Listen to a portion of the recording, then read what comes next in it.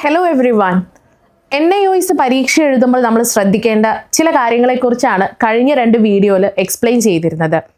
Section എയും ബിയും സിയെ കുറിച്ചും സെക്ഷൻ എ നിങ്ങൾ സെലക്ട് ചെയ്യുകയാണെങ്കിൽ അത് കംപ്ലീറ്റ്ലി എഴുതാൻ പറ്റുന്ന രീതിയിലാണെങ്കിൽ മാത്രമേ സെക്ഷൻ എ ആദ്യം സെലക്ട് ചെയ്യാൻ പാടുള്ളൂ എന്ന് പറഞ്ഞാണ് കഴിഞ്ഞ വീഡിയോയിൽ നമ്മൾ കോണ്ടന്റ് സ്റ്റോപ്പ് ചെയ്തത്.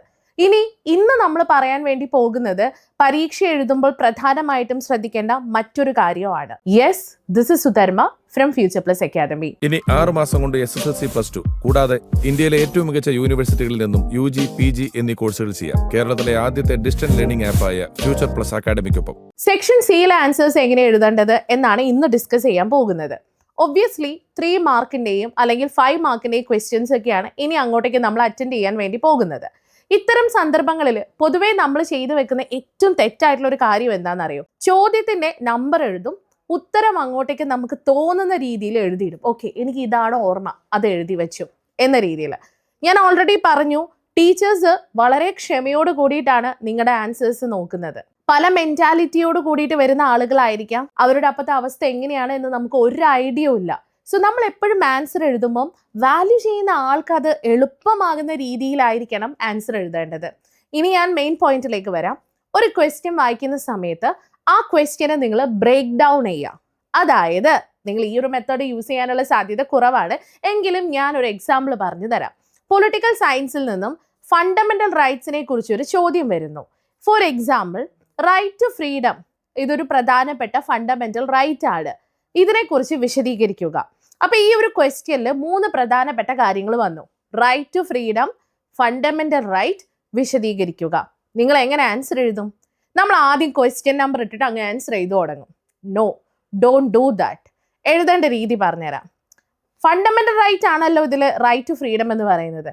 അപ്പൊ നമ്മൾ ആ ക്വസ്റ്റ്യൻ നമ്പർ ഇട്ടിട്ട് ഫണ്ടമെന്റൽ റൈറ്റ് എന്ന് സൈഡ് ഹെഡിങ് എഴുതിയിട്ട് അതിനെക്കുറിച്ച് പോയിന്റ്സ് എഴുതാം.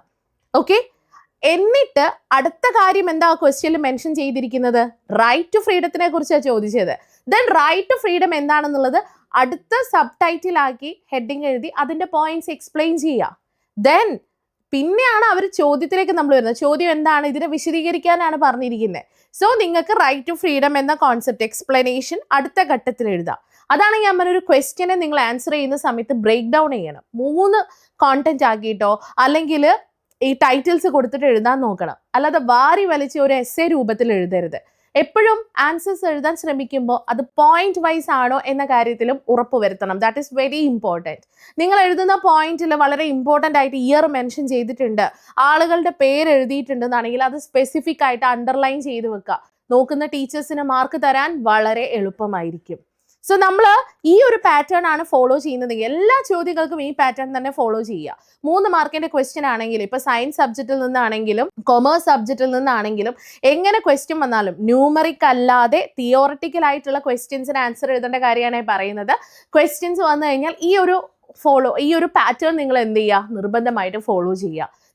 വാല്യുവേഷൻ, അതാണ് ഇനി നിങ്ങളുടെ ഏറ്റവും ഇമ്പോർട്ടൻ്റ് ആയിട്ടുള്ള കാര്യം. വാല്യൂ ചെയ്യുന്നത് ടീച്ചേഴ്സ് ആണ്. അവർക്ക് വാല്യൂ ചെയ്യാൻ എളുപ്പമാവുന്ന രീതിയിലേക്ക് എപ്പോഴും നിങ്ങളുടെ ആൻസേഴ്സിനെ കൺവേർട്ട് ചെയ്യുക. അവിടെയാണ് നിങ്ങളുടെ മിടുക്കുള്ളത്. ഇങ്ങനെയാണ് നിങ്ങൾ NIOS പരീക്ഷ എഴുതുന്നെങ്കിൽ so my dear students, definitely നിങ്ങൾ പാസ്സാവും. No doubt on that. So go for your examination. ഞാൻ പറഞ്ഞ കാര്യങ്ങൾ മൈൻഡിൽ വെക്കണം. കൃത്യമായിട്ട് എക്സാം എഴുതുക. എക്സാം എഴുതുന്ന രീതി അത് സിസ്റ്റമാറ്റിക് ആണെങ്കിൽ then no tension. So finally we have completed all the parts. നമ്മൾ എല്ലാ കാര്യങ്ങളും ക്ലിയർ ചെയ്തു, കംപ്ലീറ്റ് ചെയ്തു. ഇനി if you have any doubts നിങ്ങൾക്ക് കമന്റ് ബോക്സിൽ കമന്റ് ചെയ്യാവുന്നതാണ്. എനിക്ക് ഇനി ഒന്നേ പറയാനുള്ളൂ, all the best for your examination. ഇനി എന്തെങ്കിലും കൂടുതൽ കാര്യം അറിയണമെന്നാണെങ്കിൽ താഴെ കാണുന്ന നമ്പറിൽ കോൺടാക്ട് ചെയ്യൂ. I M always here. Thank you so much.